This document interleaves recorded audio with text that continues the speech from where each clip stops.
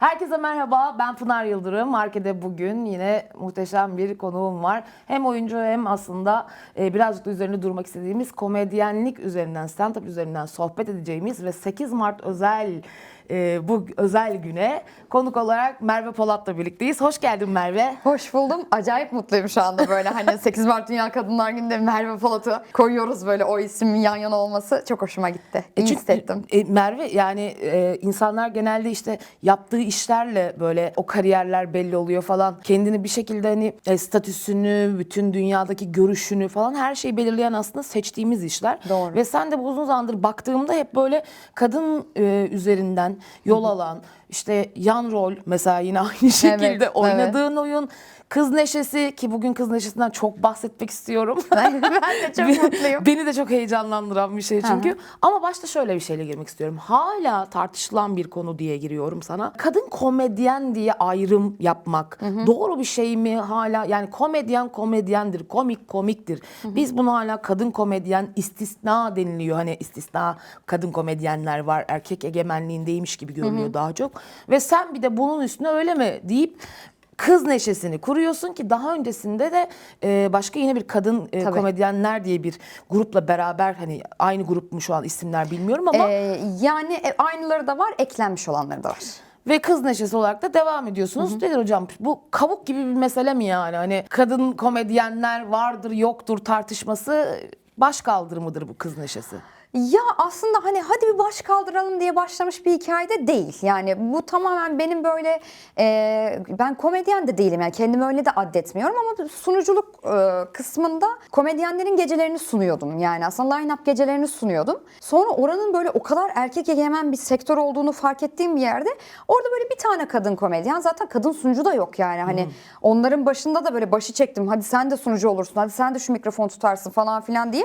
Yani sadece komedyenlik de değil böyle birkaç kadını sahneye çekip al şu mikrofonu sun şunları falan dediğim de var yani bu kadar korkulacak bir meslek değil diyerek başlayan ve bir süre sonra benim bu adamlardan artık sıtkımın sıyrıldığı bir yerde dedim ki abi yani biz bir gece yapalım yani böyle bir kızlar çıksın ya çünkü görüyorum 3-4 tane komedyen var ama hepsi böyle o erkek ağırlıklı line-up gecelerinde şöyle o line-up'ta şu işte her komedyen 10-12'şer dakika setlerini yapıyor ve bir stand-up gecesi oluyor o gece. Yani bir komedi gecesi oluyor. Orada böyle bir kadın, bazen hiç yok bir tek ben kadın falan. Artık ben de kadın olmaktan uzaklaştığım bir yere doğru gitmeye başlamıştım yani hikayede. Sonra dedim ki kızlar biz bir araya gelip bir şey yapalım ya hani. Bir adı olsun bu işin. Girls Night Out diye çıktı aslında. Biliyorsun Evet. yani hikayeyi Girls Night Out'u. O benim tamamen ya gelin beraber bir şey yaparız ya. Bir gece de bizim olsun falan diyerek böyle hani sahnedeki şeyimi de titrimi de kullanarak düzenlediğim bir geceydi. Sonra bu gece işte hani senin hadi gel bizim sahnede de yap.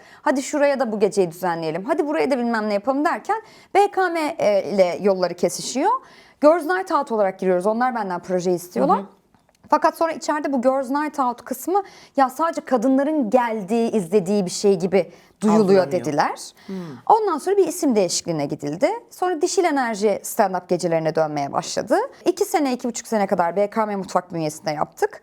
Şimdi de adını böyle ben daha büyük bir şey istiyordum. Yani sadece komedyen değil de gecenin tamamının neşeli geçtiği ve performans sanatçılarının hepsinin kadın olduğu. Yani müzisyenin de kadın olduğu, dansçısının da kadın olduğu, yani içine drag queenlerin de girdiği, işte performans sanatçılarının da dahil olduğu, clownların eklendiği, kadın clownlar var çünkü etrafımda. Ya bunu sahnede böyle bir seyirci karşılamaya mı böyle bir şey yapsak diyerek aslında sunduğum fakat red yediğim. Hadi ya. Ve sonrasında da abi siz reddediyorsanız ben bunu satacak bir yer bulurum deyip hadi kızlar var mısınız? Varız sen geliyorsan gidiyoruz falan diye. Kız Neşesi diye bir şey elimize doğdu yani resmen. İsim annesi de benim reklamcı bir arkadaşım var Begüm Arduç. Dedi abi ne yapalım ne yapalım ne yapalım. Ya Kız Neşesi olsun bak mis gibi iş hani sen de zaten neşelenmek üzerine kuruyorsun bu hikayeyi. Aslında oradan başladı hikaye. Yani hani böyle komedyenlere bir alan açalım kısmından. Böyle bir öncü abla gibi bir şey oldum ben sektörde yani. İşte Merve'nin sunduğu geceye bir gidelim. Biz de Merve'ye bir yazalım o bize yer ayırır. Çünkü o Yine kadar... titir şey geldi abla yapıştı. Zaten yani. O zaten abla yapıştı. Ben de mutluyum ya. Yani çünkü böyle 20 yaşlarındaki bir kadın komedyene o alanı himayemde açıyor. Yani öyle hissediyor olması ve seyircinin de aslında gelirken ha bu gece 5 tane komedyen var. 5'i de kadın. Bakalım nasıl bir gece olacak deyip yani bu ön yargıyla geliyor tabii ki. Ha. Küçük bir ön yargıyla geliyor. Ama gecenin sonunda şunu diyeni çok duydum. Hiç böyle bir şey beklemiyordum yani. Çok özür dilerim. Benim ayıbım ve erkek seyircilerden de bekliyor kadın. ki? Yani o algı, o bahsettiğin kadın komedyen algısı var ya. Yani hala evet, erkek domine bir sektör mü? Evet öyle. Hala öyle. Ama yıkılıyor mu? Yıkılıyor. Hayır, şu ayrım bence. var ya, mesela hani bir stand-upçı gelsin şu anda, şey deriz, stand-upçı, erkek stand-upçı demiyoruz ona. Demiyoruz. Stand-upçı diyoruz. Ama Evet. şimdi sen diyoruz ki kadın stand-upçı. Hı hı. Böyle bir ayrımın hala olması Yani mevzu. evet, mesela oyunculuk mevzunda da bu hani kırıldı ya artık, hani oyuncu. Oyuncu oyuncudur abi. Oyuncudur abi. Evet, hani cinsiyeti kadın ama oyuncu oyuncudur. Burada hala maalesef kadın komedyen ismini yani belirtecini kullanıyoruz maalesef ki. Kırılır mı? Kırılır. Ama daha başı, yani daha çok yeni bence. Ama kırılıyor mu? Kırılıyor. Yani biz de görmüş olduk, kırılıyor. Bu algı da kırılıyor. O kavuğu alacak mısınız hocam? Ay. Yani niyetim oyuncu olarak almaktı. Buradan duyurulur sahiplerine. Çünkü Ferhan Şensoy'un bir şeyi vardı biliyorsun, demecinde diyordu ki ben bunu, politik bir görüş bu ve bir kadına devretmek istiyorum diyordu. Hani ömrü vefa etmedi ama buradan çağrımdır Şevket Bey. Kavuğunuzu rica ediyorum, gelin bir gün sahnemize. Yani çünkü politik bir duruş Kız Neşesi aslında. Komedi ise komedi, anlatıcılıksa anlatıcılık. Ben de bu kavuğu alacağım. Ya çok istediğim bir şeydi bu arada. Acayip istiyordum, çok böyle 20'lerimin ortalarında falan. Çünkü komedyen olmak yani böyle bir serim de var. Oyun oynarken de işin komedi tarafını görmeyi, işin eğlenceli tarafını görmeyi seviyorum. Sohbette de öylesin yani. hayat Sohbette için de de öyleyim. Yani hiç sevmem dert anlatılsın. Aman Pınar be, kalk, kaç dakikalık ömrümüz var falan deyip hemen oradan şakaya vurur. Oradan çıkmaya çalışırım hikayede. Belki de o yüzden bu alanı açmak istedim. Fırsat da oldu. Gücüm de yetti. Yani hani gücümden kastım, buna çaba sarf edecek gücü de içimde buldum. Yanıma arkadaşlar da buldum. Kızlar da çok komikler, çok akıllılar. Aşırı mutluyum yani. Hakikaten böyle Kız Neşesi, o kulise girdiğimiz zaman gün gibi yani aşağısı. Bazen hatta şey diyorum, ay şu kulise sakın girmeyin. Sakın yani, düğün günü aşağısı, düğün günü düğüne hazırlanan kız evi gibi yani. Çok iyi. Çok iyi bu arada. Zaten kadınlar hemen ne demek istediğimi anlıyorlar yani. Ama onun neşesinden de çok bulaştığını, kendime de enerji olarak kattığını, kadınlara da böyle bir yerden, o kapının böyle benim tarafımdan açılıyor olması kendime bir şey, yani kendi sayfamda çok güzel bir çiçek olarak duruyor yani. Mutluyum. Ama kadın komedyen mi? Hala evet, maalesef kadın komedyen. Şey de değilim hani. Hayır abi, buna kadın komedyen. Tamam abi, kadın komedyen. Bu kadın ve komedyen. Tamam mı? Hani bunu kabul edeceksiniz. Şöyle bir şey var ya, siz komedi yapmayın abi. Pardon. Yapacağız. Mesela şu oluyor, bazı seyirci de, erkek seyirci geldiği zaman, yani biz bunları söylesek, burada komedyenler de söylüyor, erkek komedyenler, işte biz bunları söylesek bizi taşlarsınız falan diyor. Çünkü kadınlar kendileriyle dalga geçiyorlar ya her şeyleriyle. Ben diyorum ki evet, istersen söyle. Hadi çık bir sahnede söyle bakayım. Çünkü abi, şaka dediğin şey kendinle dalga geçtiğin yerde güzel ya. Yani siyahi şakası yapıyor. İşte benim Kürt şakası yapıyor. Ya da işte Alevi'nin şakasını yapıyor. O dünyadan o şakayı yapabiliyor ya. Ben de kadınım ya. Ben yapacağım. Hani sen bana yapamazsın gibi bir yerden de kızlar böyle çatlayın. Patlayın. Erkekler kendilerinde bir kusur bulamadığından mı başkalarını aranıyor acaba diyoruz. Ya şunun farkında değiller. Anlattıkları şeyler var ya hani, kadınları daha cesur buluyorlar bu arada. %100. O cesurluktan tedirginler. Çünkü kendileri cesur olduğu yerde böyle şey oluyorlar. Abi bu şakaları da yapmayın artık gibi bir şey var ya. Kadınlar anlatınca hani biz yapsak hani bir erkek olarak bir fikir bir saniye o cümleyi bir belirtemezsin gibi bir yer, hani bir erkek olarak öncelikle fikrini belirtemezsin. Bunun da yıkıldığını görüyorum. Yani seyirci tarafında da, komedyenler tarafında da, bir de böyle kadın kadına olmanın vermiş olduğu, yani o line-up gecelerindeki o bir kadının gecenin sonunda siz de çok komiksiniz he, hani siz de var ya, onun sıyrılıp kızlar çok komiksiniz ya gibi bir yere gelmesi beni çok mutlu etti. Yani o yüzden kadın komedyense karşım evet. Kadın, utanmıyorum kadın olduğumu söylemekten yani hani. O yüzden takılmıyorum artık buralara. Ay çok iyi. Evet. Ben Kız Neşesi ismine de bayıldım. Yani o reklamcı arkadaş kimse böyle bütün şu anki reklamlarınızı falan Instagram'dan falan görüyorum. Bu arada nereden takip edileceğini de söyleyelim. adres Kız olarak. Neşesi by Merve Polat Instagram hesabıdır. Oradan takip edebilirsiniz. Merve Po benim şahsi hesabım. Orada da zaten görebilirsiniz Kız Neşesi'nin linkini. Oradan Ben gidebilirsiniz. bu hesapları takip ederek ve şöyle oluyorum. O kadar keyifli geliyor ki, yani tam tamına Kız Neşesi ama bu sana da yeni bir şey katmış gibi. Mesela evet, Girls Night Out'ta hani yine aynı hikayede bir stand-up muhabbeti vardı ama buranın gerçekten her tarafına kız neşesi kaplamış yani. Evet. Hani ismiyle beraber birleşmiş görünüyor. Yolunuz açık olsun, en kısa zamanda ben gelip seyretmek istiyorum. Çok teşekkür ederiz. Yani bu Mart ayında var mı belirli? Biz Instagram'dan takip mi edelim? Yani Mart ayında her cumartesiyi belirlemeye çalışıyoruz. Ama olmasa bile yani ayın 2 cumartesisi olacak. Hani Ramazan içine ve bayramın içine girdiği için tam net tarih söyleyemiyorum ama Kız Neşesi'nin Instagram hesaplarından zaten paylaşıyoruz. Özel gösterimlerimiz de var. Tabii Kadınlar Günü'ne özel bazı kadın platformlarına yapacağımız özel gösterimler var. Ama biz buralarda bir yerlerdeyiz. Ya Mart olmaz, Nisan olur, Nisan olmaz, Mayıs olur. Buradayız yani. Buyurun gelin efendim her zaman. 2027 olur, 2028 olur umarım. O kadar geçe kalmayın. Devamlı izlemek isteriz. Yani buyurun gelin, bir daha gelin, bir daha gelin. Çünkü bu mesela stand-up gecelerinde aynı stand-upçılar mı çıkıyor oluyor Hı hı. hani zaten izlemiş. Ama burada hikaye sadece stand-up hikayesi olmadığı için yani günün başında seni bir drag queen de karşılıyor olabiliyor ya da bir performans sanatçısı kapıdan seni karşılıyor oluyor.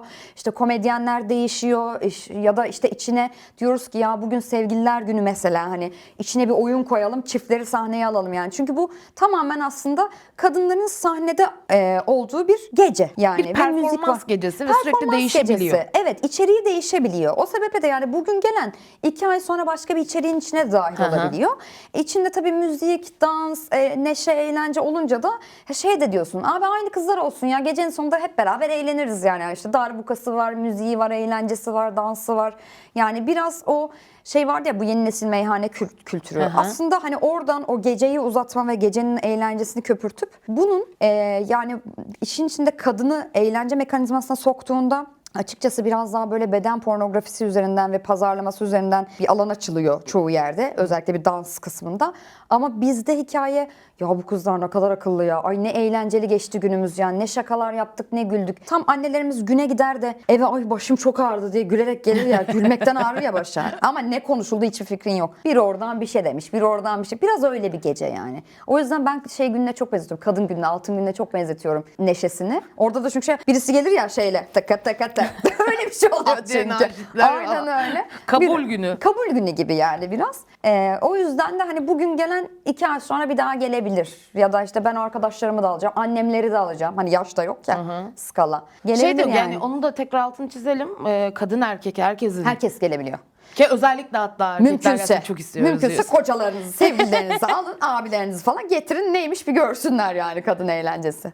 Peki Kız Neşesi'nde mesela sahnede performans şekillendirirken aslında erkek egemen mizah arenasıyla aradaki farkları böyle nasıl deneyimliyorsun? Öyle bir aradaki şey oluyor mu? Hani biraz bahsettin aslında biraz önce de ama. Evet yani kadınların şaka yapmaya cesaret eden ve oraya çıkıp hikayesini anlatmaya çalışanların kimisi daha cesur bir yerde duruyor. Yani her şeyini dökebilecek cesurlukta. Kimisinin de daha seçtiği naif alanlar var. Aslında her komedyenin mesela normalde erkek komedyenlerde persona seçmekte zorlanıyorlar ya. Yani oyuncu olduğun için söylüyorum. Kadınlar zaten bir personayı neredeyse bulmuş olarak çıkıyorlar. Çünkü ben bu hikayeyi anlatacağım ya falan diyerek çıktığı için buluyor ve kendine has bir dili oluyor genelde. Mesela çoğu erkek komedyenin ben birbirine benzediğini düşünüyorum. Çünkü birini görmüş, ben de böyle şaka yapayım ya falan gibi bir yerden tutturmuş. Görüyoruz onları çok evet. Evet yani hani şimdi yapmak gibi olmasın da yani onun mesela birisi çıkıyor 3-4 tane ondan daha çıkıyor falan. Kadınlarda öyle bir şey yok. Kadınlar biraz daha nevi şahsına münhasır çıkıyorlar ve olabildiğince alanlarında hakim olmaya. İşte anne ise anne hikayesi anlatıyor mesela. İşini bıraktıysa işini bırakma hikayesi. Z kuşağıysa Z kuşağı anlatıyor. Kiloluysa kilosundan şaka yapıyor gibi. Erkek dünyasında biraz daha görüyorum ben. Şaka yapma derdi. Biz buradan bir şaka çıkar. Çok akıllı bir şaka çıkarmam lazım. Çünkü önlerinde acayip bir rol model var ya. Zehir gibi falan. Tabii. Abi, bu adam böyle biz de buralardan şaka yapalım falan gibi. Kadınlarda bir tık daha kendi derdi üzerinden şaka yapma kısmı hala mevcut. Oralardan mizahi ve akıllı şakalar çok çıkıyor. Bence aradaki fark bu. Erkeklerde şaka yapalım, çok iyi şaka satalım gibi bir dert var. Kadın dünyasında benim başıma böyle bir şey geliyor. Hani ben hatta diyorum sahnede, ben komedyen değilim. Hani ben çıkıyorum sadece sunucuyum, haberiniz olsun. Günün sonunda insanlar diyor sana çok güldük. Benim derdime mi güldün diyorum. Çünkü ben derdimi anlattım ya sana hani. Burada ben dert anlatıyorum, buna mı güldün falan deyip şakasını da yapıyorum yani o işin. Ama biraz daha kadınlar bence derdinden şaka yapıyor. Çünkü bir yani insanların eskiden şu an bence öyle bir şey yok. Allah'tan da yok.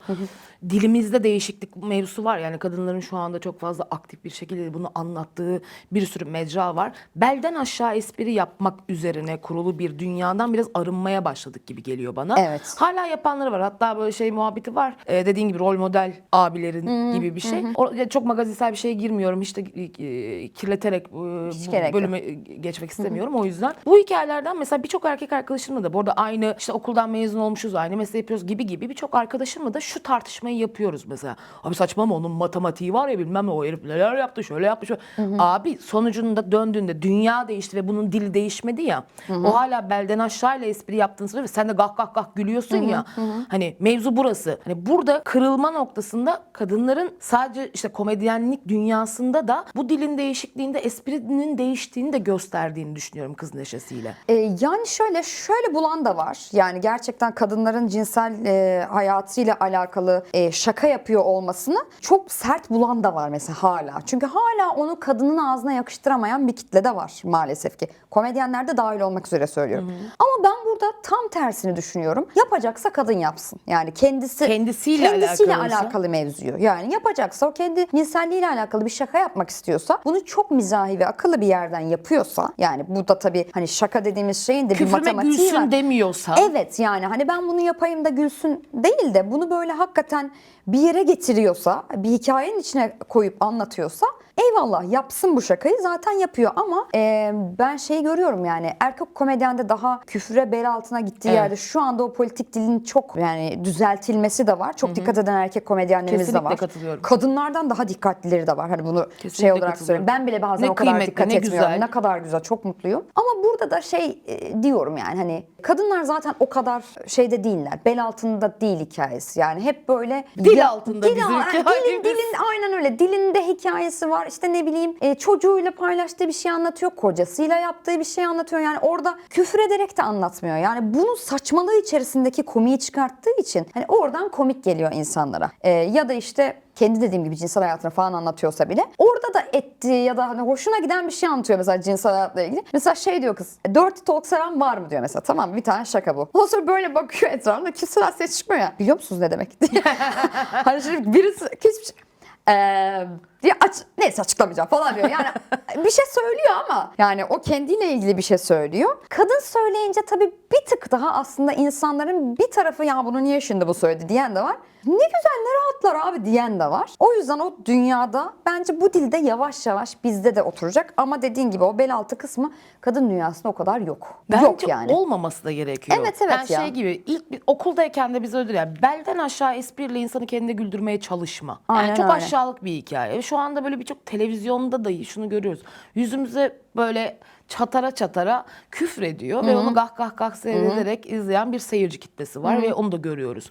Ve o da kendi hikayesini anlatırken o da küfürlü, o da bilmem neli falan giriyor. Bu seviyeye hani biz seviye farklı bir yere gelsin diye böyle biz o 25 Kasım'larda 8 Mart'larda dışarıda hak mücadelesinde dilimizde önce değişiklik derken buraları gelmesi beni endişelendiriyor açıkçası. Ya öyle tabii, yani bu her şey dilde başlıyor muhabbeti çok doğru, yani her şey dilde başlıyor ama mevzu burada hani önceliği koyduğumuz yer kadına alan açmak ya. Kadın zaten orada alanını kurarken kendiyle ilgili bir sürü savaşın içinden çıkarak oraya geliyor. O yüzden o dil bariyerini zaten o kadar önceden koymuş ki kendine. Ya anlatabiliyor muyum yani? O zaten orayı geçmiş yani. Oralardan artık o üzerindeki baskıdan yapıyorsa şakasını yapıyor yani. Bunları siz yaptınız da bir dakika dur, hani biz öyle bir şey söyleyeceğiz de bunu böyle söyleyeceğiz gibi bir yerden söylüyor. O öyle değil de böyle diyor. Böyle denir diyor yani. Olsun. Ya da sen diyemezsin de ben derim. Ben derim. Gibi bir yerden söylüyor. O yüzden de bence kadın dili daha kimisine sert gelebilir. Gelsin yani.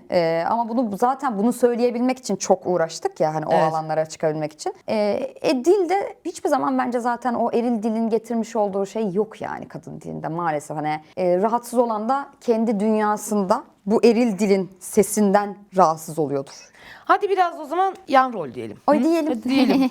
Deniz Badanoğlu tarafından yazılıyor. Efendim Şenol Önder'in yönettiği ve senin oynadığın, perform ettiğin yan rol. Ya çok keyifli bir işti bir kere. Bir de orada da yine bir kadın oyuncunun yan rollerin, hayatındaki yan roller, aile hikayesi bilmem neyle hep beraber. Ve bu arada Şenol'a çok selam söylemek istiyorum. Çok sevdiğim, yani inanılmaz bir insan.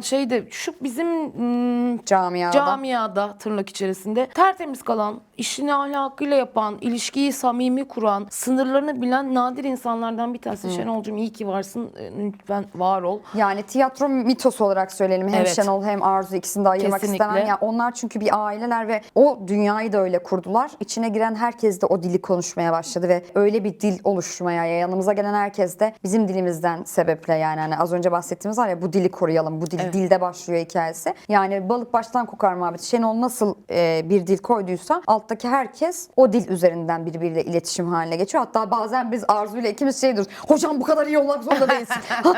Böyle yakasını sikip kötü polis bizim olduğumuz zamanlar oluyor çünkü yani. Hani bu dünyada bu kadar naif kalma hocam. Bak seni, çünkü üzülüyor yani, mesela bir şey duyuyor ve üzülüyor o dünya içerisinde. Ben de üzülüyorum. Kimse üzdü ya falan diye. Böyle delirerek çıkıştığım yerler oluyor. Ama sonunda diyoruz ki biz kendi kalbimizin ekmeğini yiyoruz, boşver falan deyip çıkıyoruz işin içinden. Ki şu Öyle. anda da zaten hani böyle bir yani bugün daha konuştuk. Hatta Mart'ta sen de oynuyorsun biliyorum, onu da anmadan geçemeyeceğim. Şişli Tiyatrosu'nun ayakta kalabilmesi için bir mücadele veriyor Şenol da şu anda. Çok.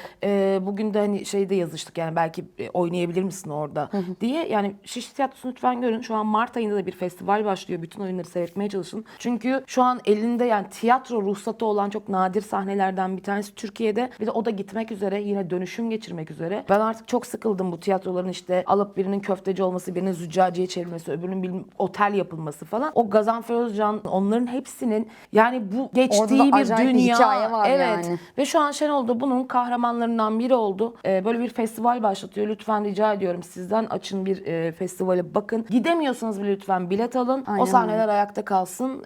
Yaşasın tiyatromuz diyelim ve yan rol diyorum efendim. Hadi diyelim yani. Yan rol nedir? Ne anlatıyor? Nasıl başladı tiyatro mitosla bu ortaklığınız, birlikteliğiniz ki aslında bir oyun daha var. Kardeş oyun onlar gidiyor. Evet. Aynen öyle. Buradan alalım hocam sizden. Yani şöyle, tiyatro mitosunun başlangıç hikayesinde biz Murat Mahmut Yazıcıoğlu'nun Aynur Hanım'ın Bebeği isimli oyunuyla başladık aslında. Orada da bir gün Şenol beni televizyonda izliyor, Ankara'nın Dikmen'in tekrarlarında. Orada da bir kadın var, temizlikçi kadın. Böyle görüyorduk ki bizim Merve. Biz, Şenol benim üst dönemim Kadir Has'tan, yönetmenlik mezunu. Ben alt dönemde oyunculuk okuyorum. Birbirimizi hep böyle bir görüyoruz yani. Tanıyoruz birbirimizi aslında ama böyle hani yakın bir dostluğumuz yok. Sonra bir ortak arkadaşımızdan numaramı buluyor. Numaramı alıyor, Merve böyle böyle falan filan derken, tamam hocam görüşelim konuşalım. O telefon konuşmasını yapıyoruz. Bir gün sonra Beşiktaş'ta Şenol'la karşılaşıyorum. Yani hani ne alaka, yıllarca karşılaşmamışım adamla. Sonra oturuyoruz, sohbet muhabbet, oyun oynar mısın? Oynarım hocam. Hadi provalara gireriz. Provalara girdik. 1 Nisan 2020 bizim premier tarihimiz. Biletlerimiz satılmış. 16 Mart'ta dünya ile beraber tiyatromuz kapanarak başladı. Öyle söyleyeyim aslında. Evet, maalesef ki. Satılmış oyun, biletleri satılmış ama iptal etti. Hadi bugün açılır, yarın açılır. Bugün 2 yıl hocam.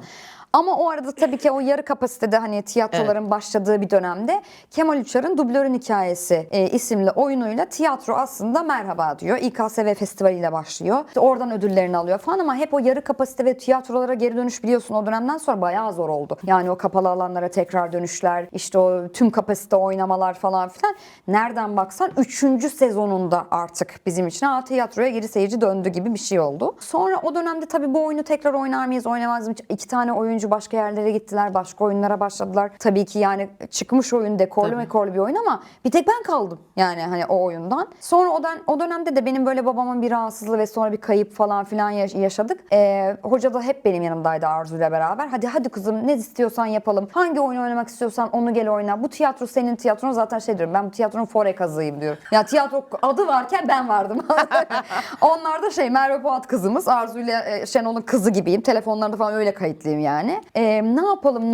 Ben de böyle hani o hem pandemi geçmiş hem bir kayıp yaşamışım. Biraz hocam duracağım dedim. O oyun bana gelir yani. Ben bir şekilde duyarım o şeyi. Sonra böyle bir oyunu gönderiyorlar, beğenmiyorum. Ben okuyorum, beğenmiyorum. Ne yapacağım falan dedim ki ben kendim mi yazsam acaba dedim. Böyle bir oturdum. 1-2 gün bir şeyler yazıyorum. Bir hikaye yazıyorum yani. Ama böyle kafamda hep niyeyse baba kıza gidiyor elim yani. Hani kayıp yaşadığım için belki de. Sonra böyle 4. gün falan bir uyandım. Ben bu oyunu izledim. Yani ben şu anda içimdeki taşıdığım oyunu izledim. Girls Night Out'u aslında bir festival olarak yapmıştık biz. Belki hatırlarsın, biliyorsun zaten. Öyle başlamıştık hikayeye. Orada da tiyatro oyunları da alıyorduk sahnede oynasın diye. Yan rolü Başak oynuyordu. Başak Kara, Kadir Has'tan. Ben de Başak'a davet ettim. Benim arkadaşım çünkü. Başak dedim böyle festival yapıyoruz, gel oyna. Başak oynadı, ben o oyunu izledim, böyle oldum. Ne güzel metin ya. Bunu ben oynamalıyım. Ya hiç öyle demedim de ya böyle metinler bize de nasip olsa keşke dedim. Ay, gönlümün dilek kapısı açıkmış. Başak da diyor ki sen diyor o oyunda diyor sanki benim premierim gibiydi diyor yani. Hani o da çok şanssız bir oyun döneminde ve çok zorlanarak hani o oyunu götürmüş. O gün de çok güzel geçmiş oyunu. Gerçekten de çok güzel geçti bu arada. Ama sonra da pandemi girdi ve oynayamadı kızcağız. Yani oyunu oynayamadı, kaldırdı. Ben hemen o gün Başak'ı aradım. Başak'cığım sen bu oyunu oynuyor musun? Yok dedim Merve oynayamıyorum hani artık böyle falan. Deniz'e arasak, ulaşsak oynayabilir miyiz falan. Dedi bir ulaş istersen hani bir konuş falan. Şenol bir yerden ulaşmaya çalışıyor. Ben bir yerden ulaşmaya çalışıyorum. Bilmem ne falan. Ben ekibe diyorum ki bakın Deniz sizi ararsa benim iyi oyuncu olduğumu söyleyin. Çünkü bayağıdır da tiyatro yapmamışım hani. Bir de pandemi girmiş falan. Dizi de var camdaki kız. Hani o da oradan devam ediyor. Ben de o dalgayı yakalamaya çalışıyorum. O sörf tatlısında. Tabii. Gitmeye çalışıyorum. Sonra Deniz'e ulaştık. Deniz'e böyle ulaştık. Bir de tiyatro da yeni. Hani sonuçta yazarsın. İyi bir tiyatroya vermek istersin oyunu yani. Yeni olmuş bir tiyatroya. Pandemide bir oyun oynamış. Eyvallah oyun güzel. Ödül almış ama risk yani. Ondan sonra ben böyle araya referans sokmaya çalışıyorum. İşte Deniz'cim böyle falan. Sonra Deniz'den şöyle bir haber geldi. Ben başka bir tiyatroya vermek istiyorum oyunu diye. Durdum dedim ki hocaya. Ben çünkü konuşmuyorum direkt. Hani onlar tiyatro üzerinden. Hocam dedim ayıp mayıp ver bana ben Deniz'i arayacağım dedim. Bu dedi ki bak benden çıktı dedi. Telefonu aldım. Merhaba Deniz ben bu falan. Ben dedim böyle bir dünyadan çıktım. 6 aydır böyle bir dünyadan çıktım. Ve ben bu oyunu izledim. Ben bu oyunu oynamak istiyorum. Eğer hani bana verirsen ben seni utandırmayacağım. Baya böyle bir konuşma yani. Hani kimle konuş? Şununla mı konuşmak istiyorsun? Ben hani çalışkan bir oyuncuyumdur. Elimden ne geliyorsa yapacağım. Tiyatromuz yenidir ama hani birbirine çok güvenen, birbiriyle iyi iş yapan insanlar bunlar. Ver bu oyunu falan dedim. Bir hafta herhalde 10 gün belki artık dedim ki yani vermeyecek herhalde falan dedim. Bir gün böyle Şenollarla falan tuttuk. Dedim ki bugün yarın haber gelmedi. Artık tamam vazgeçelim dedim. Ondan sonra o gün böyle çıktık. Erkek arkadaşımla da böyle bir oturduk bira içiyoruz. Böyle telefona çık diye Deniz Madanoğlu yandı. Böyle ben böyle ben bakamayacağım bu mesaja dedim. Sonra böyle telefonu açtım yazıyor. Hayırlı uğurlu olsun. Oyun sizindir gibi ben böyle Allah'ım. Ama o günden sonra sırtıma büyük. Çünkü ben ikna ettim Şenol'u bunu biz oynayalım. Ben bu oyunu izledim bu oyun güzel oyun falan. Ay o premier gününe kadar var ya beni yedi Allah yedi. Yeda ben niye böyle bir işin içine girdim? Sen manyak mısın? Niye tek kişilik oyun oynuyorsun? Çünkü benim hiç öyle bir derdim yoktu ki yani. Hiç öyle bir dünyam yoktu. Abi tek kişilik oyunların premier günleri millet diyor ki heyecanlı mısın? Hayır korkuyorum. Ölüyorum ya. Ölüyorum korkudan yani. Ve hani tiyatroya demişim ki bu oyun var. İşte yazara demişim bana güven. Yani senin neyini? Köpek sen kimsin yani Ama anladın? mis gibi de. Sonra yani sonra böyle oldum. Oluyor galiba hani premier günü ve sonrasındaki aldığımız o 2 sene şu an 150. oyunda falanız. Aldığımız yani böyle utanarak söylüyorum Ödül ödülleri bilmem nesi falan. Ay hiçbir şey utanmayacağım böyle şeyde. Yani- Aldığın şey çatır çatır çocuksun. En iyi Göğsüne komedi gere kadın. gere. En iyi komedi kadın oyuncu ödüllerimizi işte direktör arasından en iyi tek kişilik prodüksiyonlar bilmem neler. Bir de bana şey dediler sen işte en büyük ödülü aldın falan. Ben de anlamıyorum nerede. Uzun süredir de yokum ya. Ertesi sene Serkan'a verdiler ya şeyde. Serkan Keskin'e benim aldığım ödülü böyle oldum. Ana ben çok büyük ödül aldım. Neyse çok özür dilerim direktör arası. Sizi çok seviyoruz. Ben anlamamışım ödülün büyüklüğünü. Sonra Büyüklüğünü Serkan anlamamışım. onu alınca ödülü böyle oldum. Hani saatleri ayarlamayla falan hani prodüksiyon ödülü Tabii. bana. Yani o hissi şimdi böyle yani yan rol güzel bir oyun hakikaten. Bir kadının aslında kendiyle yani o hayattaki yan rol olma hikayesiyle başlayıp işte aile içindeki yan rol olma hikayesi, arkadaşlık ilişkilerinde, işinde, kendini hayata koyduğu yerde yani hep o ikinci olmayı seçen, hep o komik eğlenceli kadın olmayı seçen, hep o kanka kıza yaslanan, işte bütün o ilişki dünyasında bile orayı daha safe bir yer bulup oradan dünyasını kuran ve sonra bir gün bir olay sebebiyle yani onu anlatıyor çünkü bir olay sebebiyle de ben artık bu olmayacağım kardeşim. Ben hayatımın başrolü Ben olacağım. hayatımın başrolü oluyorum. Bugün de 2. günüm diyor. Yani benim en sevdiğim cümle yani bugün de 2. günüm. Çünkü böyle oluyor. Anladın mı ya? Hani beceremiyor daha belli ki. Hatta bir seyirci şey demişti. Canan işte orada 28 yaşında bir kız bu. Yani Canan'ın 30'undan sonrasını çok merak ediyorum ya dedi. Hani dedi nasıl bir kız oldu falan. Ben böyle yaptım. Burada. Burada işte Canan'ın da 30'undan sonrası. Kız neşesi oldu. Karşınızda yani daha güvenli, daha artık kendi rolünü kendi alan. Abi ben buyum ya hani kusura bakmayın falan diyen ya. Kendimi de mesela oraya koyduğumu fark ettim ben yan rolle. Benim oyunlarım hep beni böyle iyileştiren oyunları seçiyormuşum ben. Kendi Merve'yi yani daha böyle sakinleştiren o oyun terapisi yapıyormuşum aslında kendime yani onu fark ettim. Canan'la kadar yani böyle Canan'la çok aynı mıyım asla öyle bir yere koymaya çalışmıyorum ama hikayesine ortak gördüğüm yerler var yani. Hep sen de mesela izleyince diyorsun ki yani hani Da az bile söylüyor falan oluyorsun. Ben mesela diyorum az bile söylüyor bence diyorum yani. Daha sertlerini yaşadık çünkü oyuncu olarak yani. Hele de o aslında başrol olmayıp o böyle yanda bütün şey gibi geziyorsun ya, İsveç çakısı gibi. Tabii tabii. Her şeyi sen yapıyorsun ya yani, geri kalan her şey. Geçen bir oyun izledim. Oyunun da son oyunmuş. İşte şey diyor, ben diyor başrolüm diyor. Ben neyim diyor. Sen de geri kalan her şeysin diyor.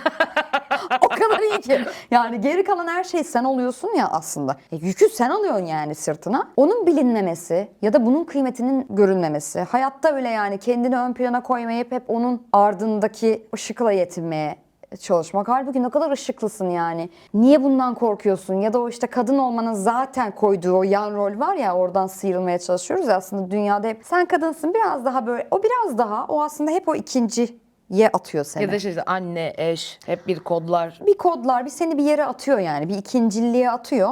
Yani oradan bugün de benim ikinci günüm. Ben de burayı kırıyorum. Yani kırar kıramaz bilmiyorum ama onu bile söylemesi, ya o dünyasına öyle bir yere artık başlaması hoşuma gidiyor. O yüzden de oyundan çıkan herkesin, erkek kadın demeden bu arada, ya bu ne acayip bir oyun ya. Ne güzel bir yerden tutuyor. Hani oyuncu değilim ben ama hep böyle hissetmişim hayatta falan dediği. Ya da mesela kız babalarının gelip böyle hüngür şakır, Merve Hanım böyle mi olacak ya? Çünkü babasıyla da bir yüzleşme yaşadığı için hikayede. Böyle mi olacak Merve Hanım? Oğlum anlattık ya, yarın bir saattir içeride anlatıyorum, olmasın diye işte falan dediğim. Herkesin kendi içinde başka bir dünyadan yakınlık bulduğu. Çünkü herkesin aslında yan rol olduğu bir yer var ya bu dünyada. Yani Türkiye'de bile, bu coğrafyada sen yan rolsün ya dünyanın bir yerinde. Aslında yani hani Türkiye olarak birinin yandaki kişisisin. Yani sen birinci değilsin, bunu biliyoruz artık. O yüzden de oradan hep böyle bir evet ya da ben bu hayatımın neresinde yan rolüm ya da neresinde değilim, neresinde bireysel takılıyorum, neresinde takılamıyorum gibi bir hikaye yaratıyor. Aslında bir kadın hikayesi gibi başlıyor ama iç okumalarında herkese böyle bir dokunan, bence o yüzden de sevilen.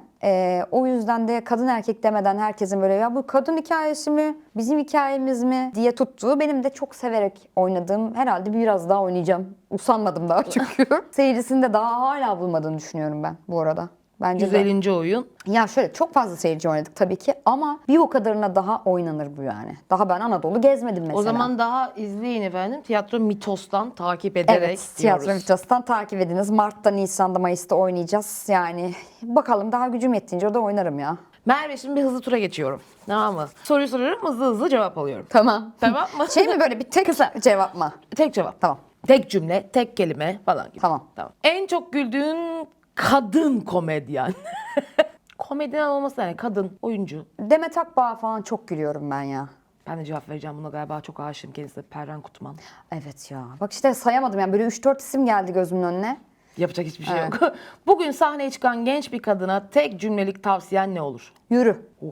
Şu ara en çok nokta noktaya gülüyorum. Kızlara gülüyorum ya şu ara en çok. Kız neşesine kızı. Kızlar adını bir saysana. Ekibimiz geniş. Hepsinin ismini saymak isterim çünkü değişe değişe Tabii sahneye ki. çıkıyorlar.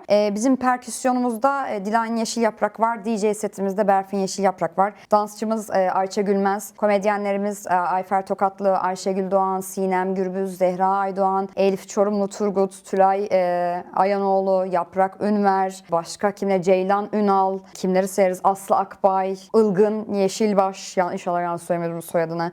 Olvido Ayşe, başka kimler kaldı? Luset. Ya çok var. Drag Queen'imiz Hasancan Sakin kendisi. O Esenyurtses Drag Queen adı. Clown'umuz da, yani clown olarak görmek gerekir. Gizem Ece'miz. Ay, aklıma gelmeyenlerden de çok özür diliyorum. Nilsu var, Nilsu Yıldız ekibimizde.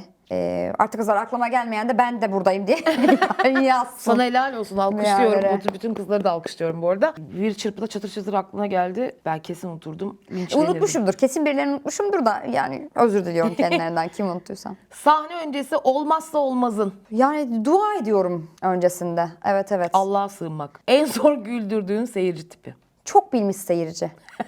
Çok biliyor her şeyi, oraya oturmuş. Gülmüyor yani. En çok güldüğün kendi esprin. Ben en çok güldüğüm kendi esprimi, şöyle hatırlamadığım espriye gülüyorum. Biri bana sen böyle demiştin deyince çok gülüyorum. Hani bunu yapmıştın, bunu demiştin diye. Sahne sonrası ilk yaptığın şey. Ayakkabılarımı çıkarmak. Topuklularımı.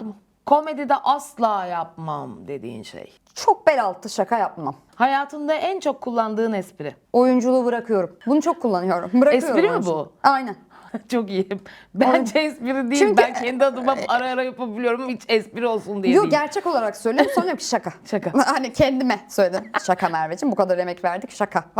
Bunu kullanıyorum. Şimdi bunu birazcık anlatarak gitmeni isterim. Sahnede bu son sorum. Sahnede başıma şu da gelmedi demem dediğim bir an. Yani yan rol özelinde söylemek isterim Aha. bunu. Bir belediye oyununda düğün salonu gibi bir ortam. Asla oturmayan çocuk giriyor, motorlu biri, böyle kasklı biri geliyor yani karşıdan. Ve oyunun böyle dramatik bir Evet. şeyine geliyorum. Biri bana doğru geliyor ve elinde kask var. Dedim ki bir de belediyedeyiz yani. Bir şey olacak. Dedim geliyor bana indirecek bu kaskı. Yani hani belli ki sinirlenmiş, bana geliyor. Meğer en önde bir seyircinin oğluymuş o. Geldi anasının yanına oturdu. Oyunun herhalde 20 dakikası 25 50 yani 50. bayağı öyle. Oyun biterken oturdu oraya. Ben şey dedim. Neden geldin falan dedim. Abla işimiz anca bitti dedi. İyi otur, devam ediyorum dedim. Ama o korku bana yetti yani. Hani bir de o gün hiçbir şey, böyle bir şeyler oluyor. Işıklar patlıyor. Hani şey yeterli değil. Neredeydi? Ay, vereyim mi isim bilmiyorum. anladım. Yani İstanbul belediye için mi? İstanbul onu için. soruyorum. Zaten o yüzden şaşkınız yani. İstanbul içinde Şenol'un falan Şenol'un bir de öğretmenliği olduğu için yönetmenimizden bahsediyoruz. O gün de bizim teknik kısımda yardıma geldi. Hani belediyedir ne olur ne olmaz. Bir yetkili olsun orada orada diye. Şenol şey demiş yani arkada ben oynanırken. Çocuğun birini tuttum, çıkar dışarı. Böyle hani öğretmenlik kimliği girip diyor ki yemin ediyorum nöbetçi öğretmen gibi 3-4 tane çocuk kovdum dışarıya diyor. Yani hani öyle bir alan ve oyun bittikten sonra şey dedi. Senden başka hiçbir oyuncu bu oyunu oynayamazdı. Oyunu yarıda bırakırdı dedi. Yani o kadar kaotik bir ortamda. En önde 3-4 yaşlarında çocuklar var, oturuyor. Ne diyorsun ya? Oyunda bazı yerlerde küfür ediyorum. Şimdi, ablam kulağını kapat, şimdi küfür edeceğim diyorum. Küfür ediyorum, aç ablam diyorum, devam ediyorum. Yani oyunun bir de tabii açık biçim oluyor olması. Benim bir de sunucu olarak artık bu işleri kotarabilme şeyimin, ya ben şey gibi olmuşum hakikaten. Hadi bakalım. Top buradan geliyor yani, böyle çok iyi pimpon oynayanlar vardır ya, böyle tak tak tak tak tak, öyle bir. O oyun öyle bir oyundu ama oyundan çıktım, eve gidene kadar hiç konuşmadım. Geçmiş Sırtımdan olsun. böyle şey yani. Geçmiş olsun. Dedim ölüyoruz herhalde yani. Bu korkuyla Bir da- de ilk oyunlardan birinde oyunun bir yerini unuttum. Oyunun içeride yeni oyun ya, daha hani bir yerini unutmuşum. Oyunun bir yerinde şey dedim. Benim oyun 10 dakika falan sürecek herhalde dedim. Nereyi unuttuğumu da bilmiyorum. Bir yer unuttum ama belli unuttum. Oynadım. Sonra unuttuğum yerin referansına geldim yani. Referans vermişim. Oraya şakasını yapacağım. Böyle oldu. Bir de önemli bir yer yani. Sonra orayı aldım.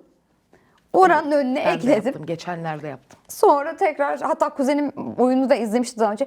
Dedim ki diyor burasını değiştirmişler. Güzel olmuş. Ben de Halbuki sordum. değiştirmeyi unuttum oyunu. Bayağı böyle şey anım var yani. Böyle karardı dünyam. Çünkü şöyle anım Çok var. kötü olmuşsun. Kendim o anda aydım ya. Ya şimdi tek kişilik oyunlardaki en sıkıntı şey oluyor. Partner olmadığı için sana hatırlatacak en ufak yok, bir şey hiçbir şey yok. yok. Tam böyle döneceğim ve şey diyeceğim yani, şu kızın işte benden gelinlik istedi diyeceğim. Bir önceki hikayesini anlatmamışım ki yani. Kim o kız? O kızın, Niye gelinlik o kızın istiyor? niye gelinlik istediğine dair en ufak bir bilgi vermedim ki. Sonra şöyle oldum. Ben size şey anlattım mı? Dur kız, o arayı da anlatayım deyip başa sardım. Allah'tan ki hani böyle bir kotarma ihtimali var bu oyunlarda. Merve ama kafam nasıl biliyor musun? Cem Yılmaz'ın şeyi var ya, içeriye. Üf yani. Çok kötü, Bir de çok kötü. artık Allah'ta açık biçimde şey yaşayabiliyoruz. Yani interaktif bir oyunda, seyircide her yerde laf atabildiğimiz bir Evet. yerde. Geçen de bayağı şey geldi. Hani var ya Trak bitti. geliyor ve o anda sadece seyirci, ışık, bak konuya dair en ufak fikrimin olmadığı an şey dedim. Neydi ya dedim, bizim çıraklar benim hep bir şey anlatayım diye ısrar ediyor. Ablam ne anlatayım, hangi anımı anlatayım dedim. Büyücü dedi. Heh. Ha dedim, hikayede. Yani bazen öyle kotardığımız yerler var ama mesela ben hep şey diyorum yani bir daha bana sakın tek kişilik oyun getirmeyin. Ben de aynı şeyi söylerim galiba. Sakın yok. Hocam senden son olarak şöyle bir şey isteyeceğim. 8 Mart Dünya Kadınlar, Emekçi Kadınlar Günümüzde. En sevdiğin slogan varsa şöyle bir kameraya bakarak bir tane küfürsüz olan da falan. Yani bizde zaten öyle Yok dünya ya, benim çok sevdiğim, yani sadece Kadınlar Günü özelinde değil. Yani Evet. bunu her yere koyduğumuzda çok iyi hissettiğim bu slogan, yani ya hep beraber ya hiçbirimiz.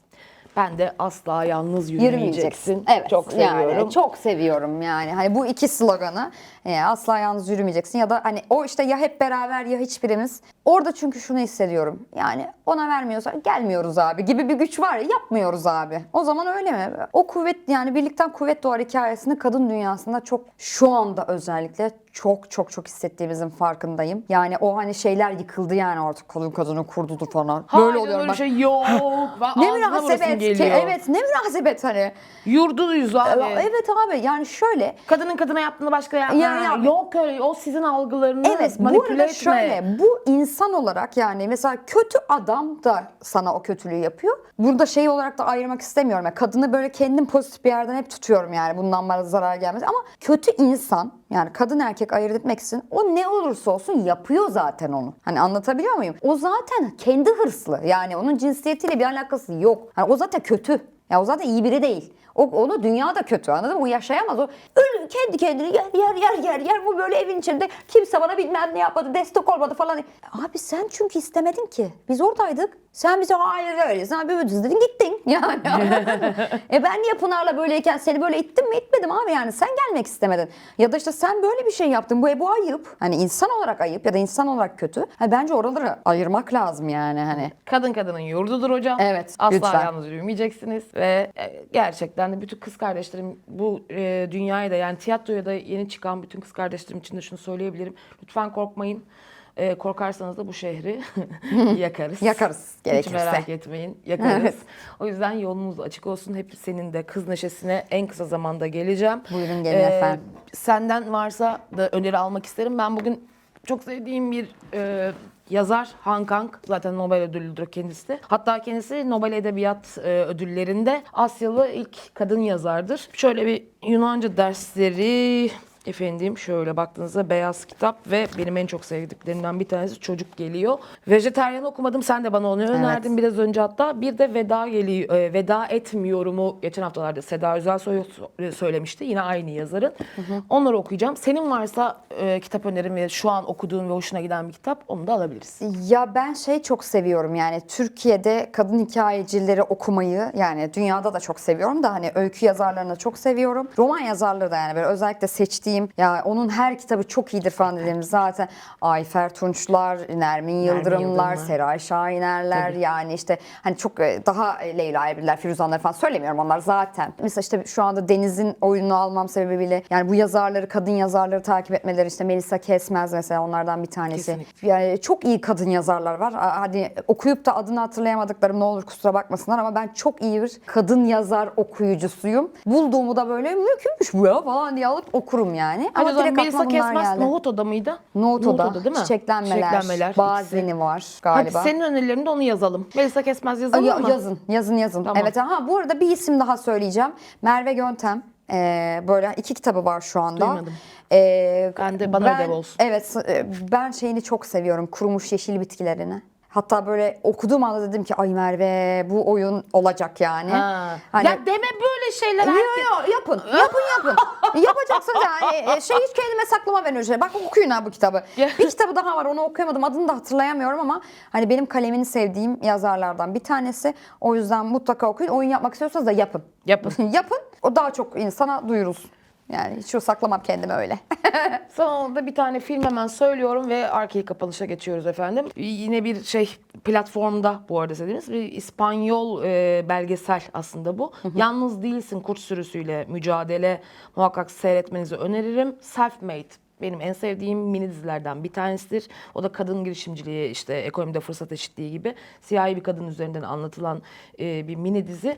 Ama şu yani Yalnız Değilsin Kurt Sürüsüyle Mücadele, yani çok Türkiye'de de bağdaştırırım. Sadece bizde değilmiş, Avrupa'da da var. Bakın o mücadeleyle nasıl bir kazanım elde ediliyor dediğimiz bir hikaye, bir belgesel, seyretmenizi öneririm. Biraz nefes almakta zorlanabilirsiniz ama inanın ki sonunda iyi gelecek. Merve, senin var mı önereceğin bir film? Öyle de kapatalım.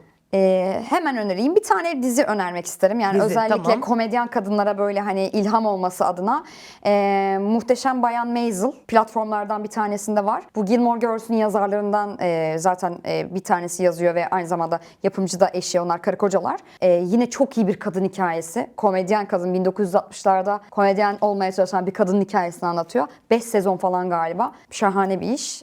İzleyin derim. O zaman efendim hemen de şuna bir not ekleyip lütfen çevirileri yaparken bayan kelimesini hayatımızdan artık bir kaldıralım diyoruz. Belki Madame Maisel'dır. Ben madam diye hatırlıyordum mesela. Hani kendi dünyamda öyle değilmiş. Kontrol ettik hocamla bayan diyor dedi. Ben de öyle değilim de yanlış olmasın dedim. O zaman bayan olmayan kadınlar dünyamızdan bugün 8 Mart Dünya Emekçi Kadınlar Günümüz tekrar kutlu olsun. Efendim hepinize haftaya daha yine bir güzel günümüzde yine Dünya Tiyatro Günü haftasında görüşmek üzere diyorum.